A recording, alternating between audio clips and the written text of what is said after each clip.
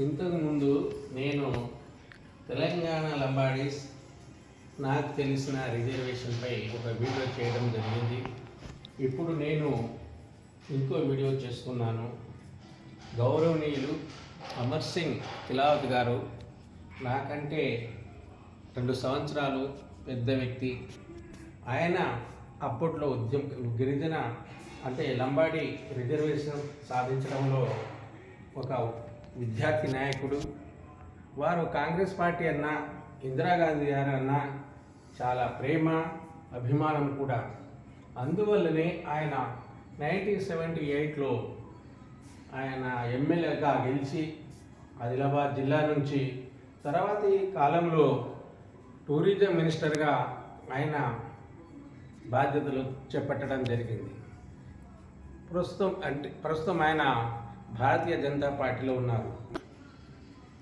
ఆయన భారత జనతా పార్టీలో ప్రస్తుతం ఆయన ఉన్నారు. ఆయన ఆల్ ఇండియా బంజారా సేవా సంఘ్కు 2-3 సార్లు కూడా ప్రెసిడెంట్గా ఆయన ఎన్నిక కాబట్టి పనిచేయడం జరిగింది. ఎప్పటికైనా ఆయన కొంత అంటే ఇప్పటికీ ఆయన యాక్టివ్గా రిజర్వేషన్ విషయంలో తేడా ఏమైనా వచ్చినా, ఏ మాత్రం మన కులాన్ని లంబాడి వాళ్ళకి ప్రాబ్లం వచ్చినా ఆయన ముందు వరుసలో కూడా ఉండే వ్యక్తిలో ఒకరని చెప్పక తప్పదు. కానీ 50 సంవత్సరాలు అయిన సందర్భంలో ఆయన కాంగ్రెస్ పార్టీని మెచ్చుకోకుండా ఇందులో మనం మాత్రం ఒకసారి జ్ఞాపకం చేసుకుంటే బాగుండేది అని నా సొంత అభిప్రాయం. ఎందుకంటే వారితో నాకు ఇప్పటికీ అనుబంధం ఉంది. అప్పుడప్పుడు నేను మాట్లాడుతూనే ఉంటాను. కాబట్టి ఆ విషయంలో కొద్దిగా నాకు బాధ కలిగిస్తుంది. ఇది కాకుండా మనం నెక్కొండలో ఏదైతే 1965లో రిజర్వేషన్ విషయంలో గౌరవ భాగ్యనాయక్ గారి ఆధ్వర్యంలో ఏదైతే పెద్ద లంబాడి బహిరంగ సభ ఏర్పాటు చేయడం జరిగింది.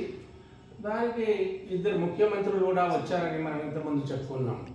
అదేవిధంగా మనం కుర్విలో చెప్పుకోక తప్పదు. కుర్విలో కూడా లంబాడి బహిరంగ సభ చాలా పెద్ద మొత్తంలో జరిగింది. దానికి ధరావత్ లచ్చిరామ్ నాయక్, బదావత్ బాబు నాయక్, నేను కూడా చెప్పుకోక తప్పదు. నేను కూడా విద్యార్థి నాయకునిగా మేము చాలామంది అక్కడ సోమ్లా నాయక్, బాలాజీ దాస్ రాఠోడ్, అనేక మంది లస్కర్ టీచర్స్, వీళ్ళంతా చాలామంది ఏకమైన పెద్ద మొత్తంలో అక్కడ కురివిలో లంబాడి బహిరంగ సభ ఏర్పాటు చేయడం జరిగింది. దానికి మన అమర్ సింగ్ రాఠోడ్ తెలంగాణ ప్రాంతీయ డెవలప్మెంట్ కమిటీ చైర్మన్ అంటే క్యాబినెట్ మినిస్టర్ క్యాడర్, ఆయన దానికి ఆ సమావేశానికి ఆయన అధ్యక్ష వహించడం, మరియు మా అప్పటి రాష్ట్ర ముఖ్యమంత్రి వెంగళరావు గారు ముఖ్య అతిథిగా ఆ కురువి సమావేశంలో వారు పాల్గొనడం జరిగింది. మన నాయకులు అనేక మంది రాష్ట్రమంతటా అంటే తెలంగాణ ప్రాంతం వాళ్ళందరూ ఆ సమావేశానికి రావడం జరిగింది. తరువాత బహిరంగ సభలో వెంగళరావు గారు మాట్లాడుతూ మనం ఏదైతే ఆయన ముందు కొన్ని కోరికలు పెట్టామో ఆ రిజర్వేషన్ కానీ ఇతర విషయాలు నేను సానుకూలంగా పరిశీలిస్తాను. నేను అమర్ సింగ్ రాఠోడ్ గారికి ప్రాంతీయ డెవలప్మెంట్ కమిటీ చైర్మన్ ఇచ్చారని వారు చెప్పడం జరిగింది. ఇట్టి సమావేశానికి తర్వాత అయ్యగారపల్లి అనే గ్రామంలో అందరం మేము భోజనానికి అక్కడికి వెళ్ళిన తర్వాత మన రవీంద్ర నాయక్ గారి వెహికల్ ఏదైతే హైదరాబాద్ నుంచి వచ్చారో ఆయన కూడా అయ్యగారపల్లికి వస్తూ కారు కొద్దిగా ట్రబుల్ ఇవ్వడంతో ఆయన అర్ధగంట ఆ భోజనాన్ని అయ్యగారపల్లికి చేరుకోవడంలో అర్ధగంట ఆలస్యమైంది. అప్పుడు నేను రవీంద్ర నాయక్ గారికి స్వయంగా రిక్వెస్ట్ చేశాను, సార్ ఇప్పుడు ఈ భోజన పరిస్థితి ఇక్కడ బాగలేదు, ఎందుకంటే సీఎం గారు ఇక్కడనే ఉన్నారు కాబట్టి మీరు మహబాద్ మేము ఏదో ఉన్నది తిన్నాము, మీరు మహబాద్ వెళ్ళి భోజనం చేయండి సార్ అని చెప్పడం జరిగింది. వారు కూడా డిస్కస్ చేశారు సీఎం గారితో, అప్పుడు ఇది వెంగళరావు గారితో. తర్వాత వారు అయ్యగారపల్లి నుంచి అక్కడి నుంచి వెళ్ళిపోవడం జరిగింది. చాలా పెద్ద బహిరంగ సభ, గుర్తుండే సభ అది. కాబట్టి ఇంకో సభ మన రవీంద్ర నాయక్ గారి మరియు అమర్ సింగ్ తిలావత్ గారి ప్రోత్సాహంతో గవర్నమెంట్ జూనియర్ కాలేజ్ హర్మకొండలో మేమంతా కలిసి బంజారా లంబాడి సభ పెద్దగా పెట్టుకోవడం జరిగింది. ఆ సభ కూడా అందులో రాష్ట్ర మంత్రులు, తర్వాత మన నాయకులు చాలామంది రావడం జరిగింది.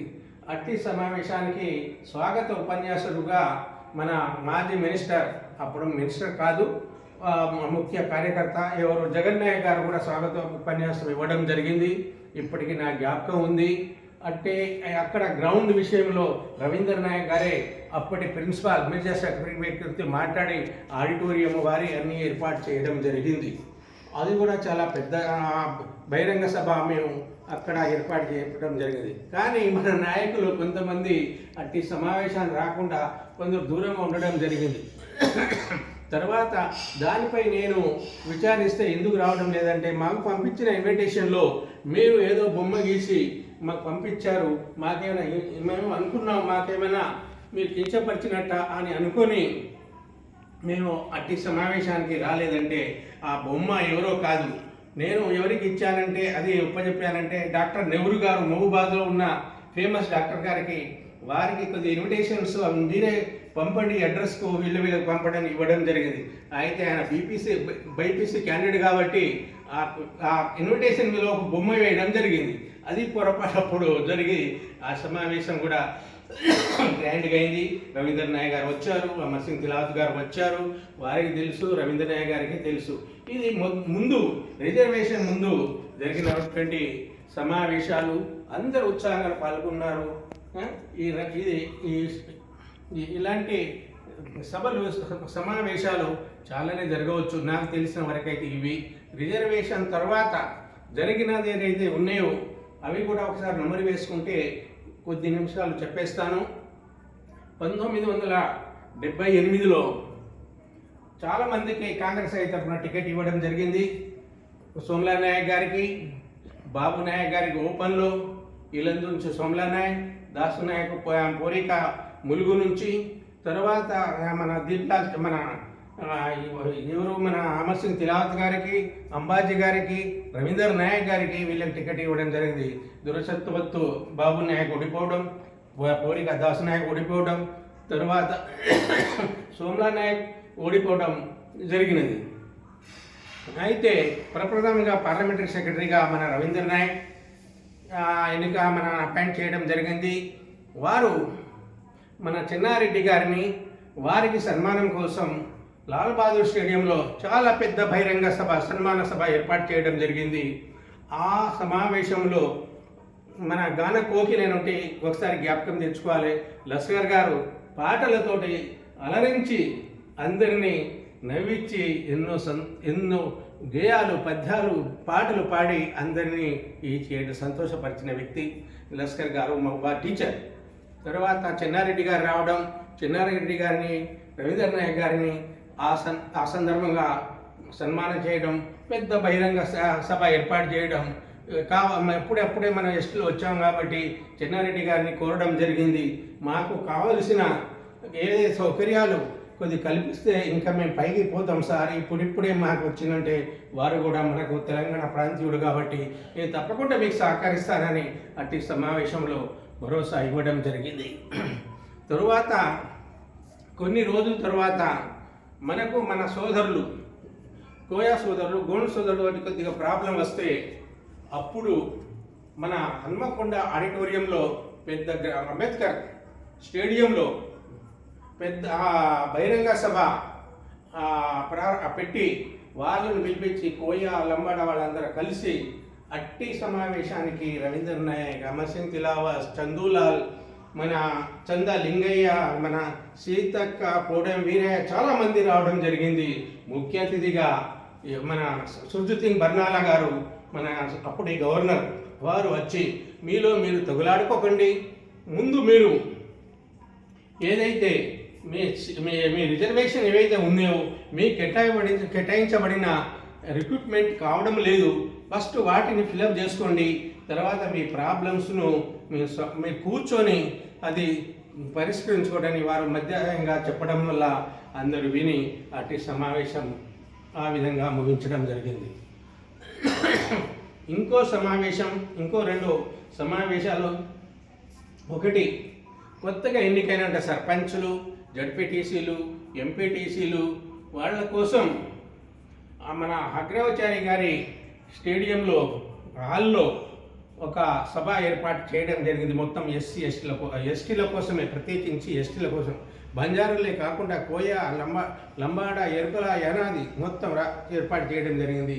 అట్టి సమావేశానికి మన స్వామి నాయక్ గారు అధ్యక్ష వహించడం, అందరు ప్రముఖులు రావడం, వారికి ఏ విధంగా గిరిజన యొక్క ప్రాబ్లంని మీరు కొత్తగా ఎలక్ట్ అయ్యారు, మీకు ఏ విధంగా మీ ప్రాబ్లమ్స్ ఏ విధంగా మీరు రిడ్రెస్ చేయాలి, ఏ విధంగా వాళ్ళను మీరు ప్రోత్సహించాలని దాని మీద అందరూ ఉపన్యాసం ఇవ్వడం జరిగింది. ఆ రోజు ధరావతు లచ్చిరామ నాయక్ గారు అప్పుడు వచ్చిన వాళ్ళందరికీ రత్న హోటల్లో వారి పైసలతోటి భోజనం ఏర్పాటు చేయడం జరిగింది. అదేవిధంగా మన విజయభాస్కర్ రెడ్డి గారి పీరియడ్లో కొద్దిగా మనకు ప్రాబ్లం రావడం జరిగింది. ఆ ప్రాబ్లం అప్పుడు జగన్ నాయక్ గారు ఆ క్యాబినెట్లో అనిమల్ హస్బెండరీ మినిస్టర్గా ఉండే మనం ఆ సమస్యపై కొద్దిగా మనం స్పెసిఫై చేయడానికి విజయభాస్కర్ రెడ్డి గారిని చాలామంది మన నాయకులు కలవడం జరిగింది. అట్టి సమావేశం గాంధీ భవన్లో ఏర్పాటు చేయడం జరిగింది. స్వామి నాయక్ గారు దాని అధ్యక్షత వహించడం జరిగింది. విజయభాస్కర్ రెడ్డి గారు జగన్ నాయక్ గారికి సన్మానం చేయడం జరిగింది. స్వాగత ఉపన్యాసం నేనే ఆ సమావేశంలో ఇవ్వడం జరిగింది.